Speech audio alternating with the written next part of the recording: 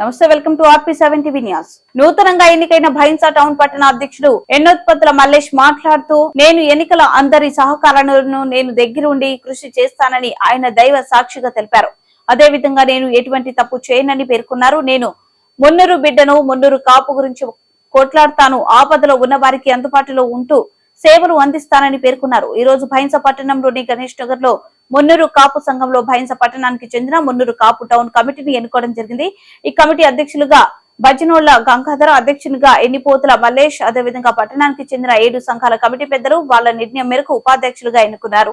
ఈ కమిటీని ఏర్పాటు చేయడం జరిగింది. ఈ కార్యక్రమంలో పాల్గొన్నటువంటి పెద్దలు కృష్ణ కాలనీ, సాయినాథ్, గాలి రవి, చిన్నన్న సంఘం సభ్యులు పెద్ద సంఖ్యలో పాల్గొన్నారు. నేను చెప్పేది ఏంటంటే, ఈ నూతనంగా ఎన్నుకోబడినటువంటి అధ్యక్షుడు గారితో పాటు మీ బాడీ మొత్తము చాలా విషయాలు మీ పైన గౌరవ బాధ్యతలు వేయడం జరిగింది. ఇప్పుడు ఎలక్షన్ అనేది ఏదో మన సంతృప్తి కొరకు, కానీ అది అందులో ఓటమి గెలుపు అనేది ముఖ్యం కాదు. అక్కడ అది ఎవరో ఒకరు రావాలి కాబట్టి మనం చేసుకున్నాము.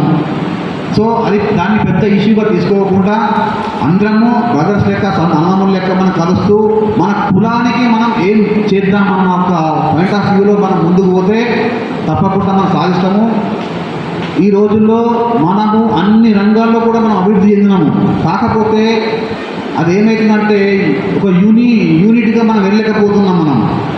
దాని కొరకు మనము కొంచెం మన ఈగోయిజాన్ని మనం చంపుకొని ఇంకా మనం ముందుకెళ్తే తప్పకుండా మనం మున్నూరు కాపులో మనం సక్సెస్ఫుల్గా చేస్తాము. ఎందుకంటే మన మున్నూరు కాపులో అన్ని రంగాల్లో ఇప్పుడు చదువు పరంగా కానీ, ఫైనాన్స్ పరంగా కానీ, ఇంకా ఏ పరంగా చూసుకున్నా కానీ, మనం ఇప్పుడు సైకిల్ పరంగా చూసుకున్నా కానీ మనం చాలా ఉన్నాం.